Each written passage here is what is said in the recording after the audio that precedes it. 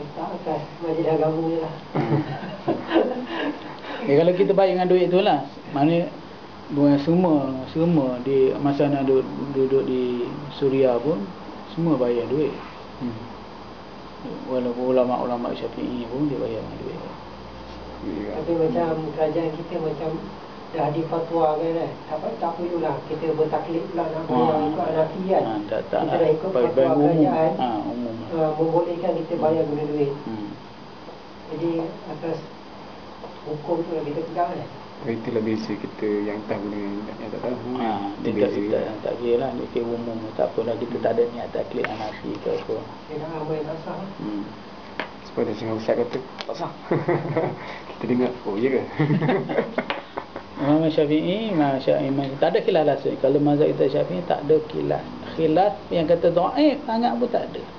Semua mengatakan tak sah dengan harga duit, harga beras lah tak sah. Kita kena dengan beras lah. Beras ataupun gandum. Lepas tu kalau nak selamat daripada khilaf, beras lah. Kita beli beras, bagi ke dia, dia nak duit, kita beli beras tu pula. Dulu macam tu. Dulu macam tu semua. Tarik sorong kan. Dulu macam tu. Dulu Amir dulu dia ada sedia beras di tepi dia. Dia ada beras di tepi dia, kita beli beras tu. Kita beli beras tu, kita beli beras tu, kemudian lepas tu barulah kita akad. Bagi akad. Mana kita bayar. Sebab tu orang dulu dia panggil, dia kata, engkau tak suka ke, tak suka fitrah ke? Suka. Dia tak guna, tak bayar fitrah tak? Dia tak guna perkataan bayar, tidak. Dan masih lagi suka. Walaupun kita bayar dengan duit, dia tanya pun, engkau tak suka fitrah ke? Jadi berat dia sedialah berat untuk 2 orang, 3 orang, 4 orang. Jadi apabila kita bagi ke Amir beras tu, milik Amir lah, Amir boleh lah dia jual pula. Tapi untuk mudahkan, majlis agama tak payah pakai taklid sungguh Hanafi. Padahal yang itu lebih selamat lagi. Yang dekat itu lebih selamat. Sebab kuatnya jumhur ulama lah, kuat kata tak boleh dengan duit. Mana Syafi'i, Maliki, Hambali, tiga ulama, jumhur ulama ni semua kata tak boleh dengan duit. Bolehnya Hanafi kata. Fatwa Syria macam Malaysia kan. Sama ya. Sama. Semua yang bayar dengan duit. Zaman Nabi walaupun dah ada mata wang, tetap bayar zakat dengan bahan asasi yang tak bayar dengan duit.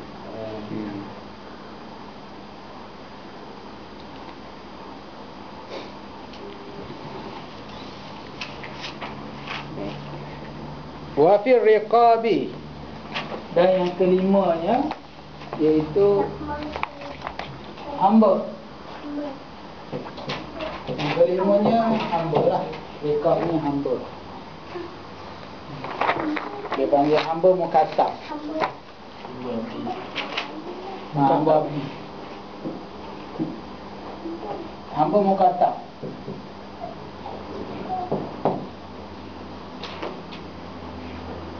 Ini kat dalam ni. Ni cakap. Ada riqab. Nak makan. Wa fi riqab. Oh, kalau tak ada. Kalau tak ada. Riqab.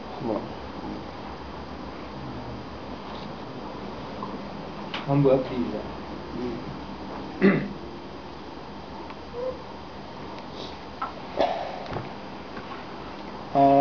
Mukatab ni dia panggil hamba, dia buat perjanjian dengan pada penghulu dia, sayyid dia tu, penghulu dia perjanjian, kata penghulu dia, kalau kau dapat bagi kepada aku per setahun ni 10,000, maka aku merdekakan kau. Maka dia ni buat kerja lah. Buat kerja dia. Kerja dengan penghulu dia tak ada gaji lah. Orang ni dia buat part time lah, kerja sendiri. Untuk dia dapat duit, dapat harta nak bayar. Dia perjanjian dia buat dengan apa penghulu dia. Maka boleh dia menerima zakat untuk dia lepaskan daripada dia menjadi hamba. Jadi bagi orang tu dia orang yang biasa lah, tak jadi hamba. Tujuan dia beri zakat kepada dia ni, dia lepaskan dia daripada hamba. Wah, boleh jadi cari perjanjian lah. Perjanjian dengan Kalau hamba saya. tu tak ada perjanjian, Tak ada, tak boleh. Hamba ada perjanjian. Dia panggil hamba mukatab. Perjanjian. Bukan hamba dibebaskan. Kata.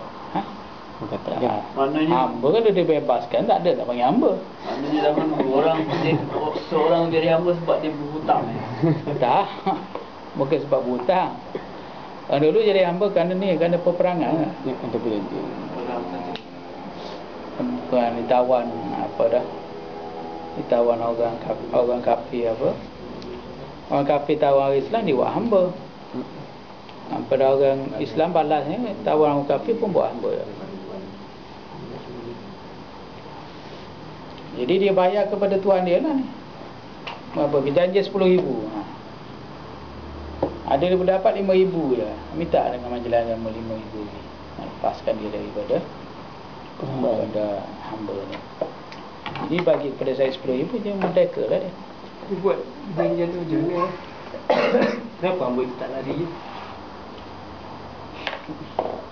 Nak lari ke mana? Syed dia ada kuasa atas dia. Boleh tangkap apa? Tak boleh lari. Tak boleh lagi. Syarak pun tak boleh. Kalau jadi hamba, ke mana boleh lagi? Khidmat dia kepada Syed tu wajib.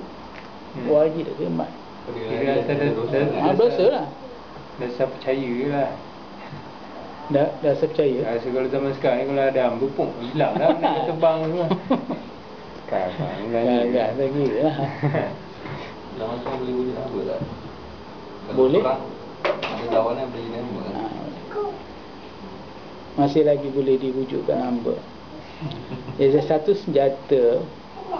Kerana Islam tak mulakan dengan hamba ni sebagai balasan. Kalau orang kafir dia buat ada sisa hamba sekarang, Islam boleh balas Kalau orang kafir buat orang Islam tu hamba, maka Islam boleh balas, menjadikan orang kafir tu menjadi hamba dengan sistem peperangan. Kalau serang negara, orang kafir yang serang negara kita serang negara dia, menang, tawan negara dia, jadi orang tawanan tu boleh buat hamba. Orang tawanan kafir boleh buat hamba. Dia sebagai balasan kepada orang kafir yang buat kepada orang Islam. Jadi kalau orang kafir tak buat, orang Islam tak buat. Tak buat, dia seorang tu jadi hamba. Hamba, ammah, jariah semua sama ya. Hamba bahasa kita. Cakap ammah tu. Ammah tu bahasa Arab. Sekarang ni orang yang gaji, orang Indonesia dia panggil ammah tu tak kena. Ada orang tanya anak tu, anak baca apa kan? Dia tanya tak ingat lah.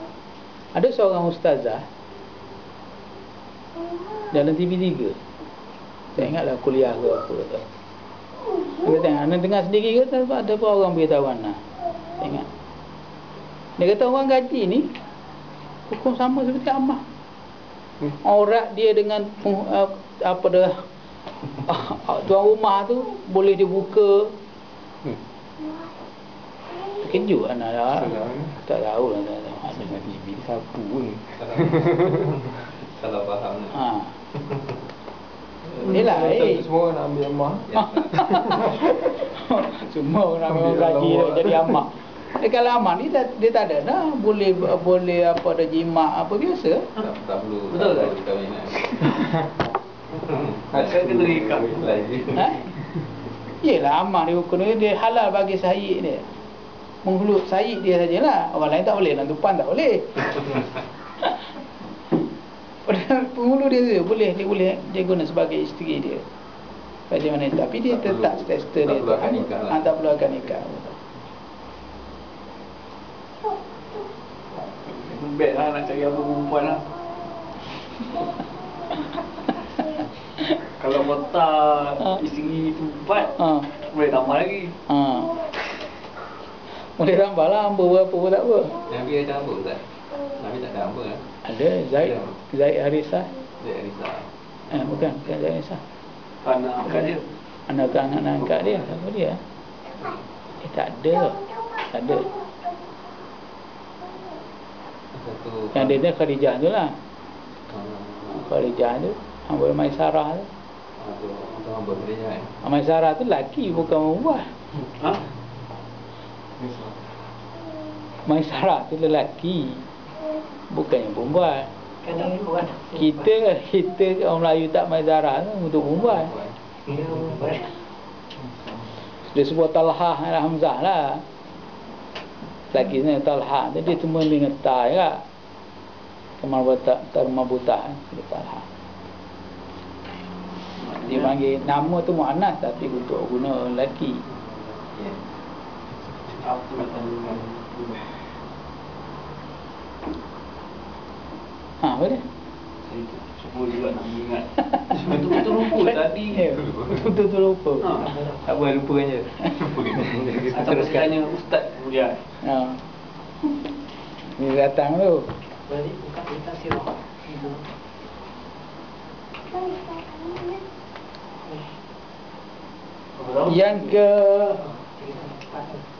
Yang kelima, gharimi orang berhutang. Tadi kelip. Kedam. 6. Tenang. Yang kelima, 1, 2, Hamba. 3, 4, 5, 6. Yang 6. Al-gharimi orang yang berhutang. Orang berhutang ni dapat ikut terima zakat. Dia ada 3 bahagian orang berhutang.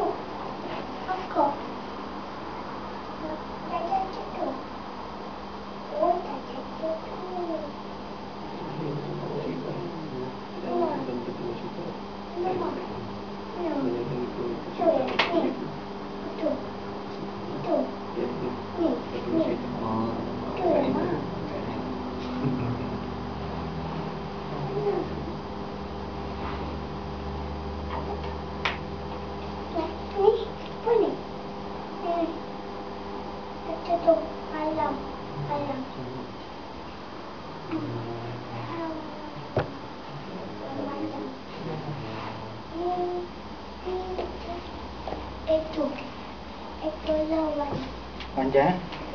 Kat tu dulu.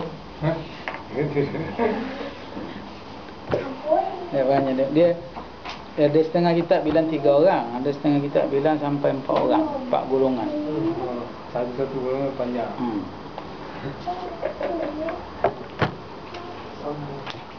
Al-gharimi Allah. Masih.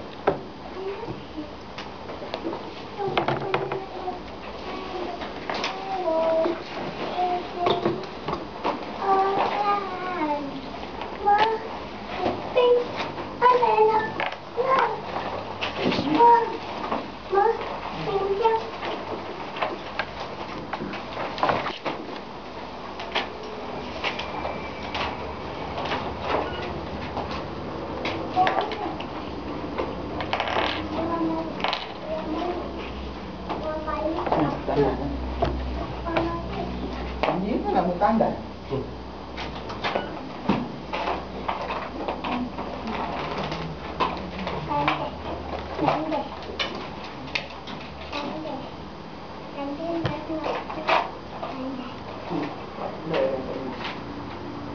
Dia nak sekolah. Kat Udut Udut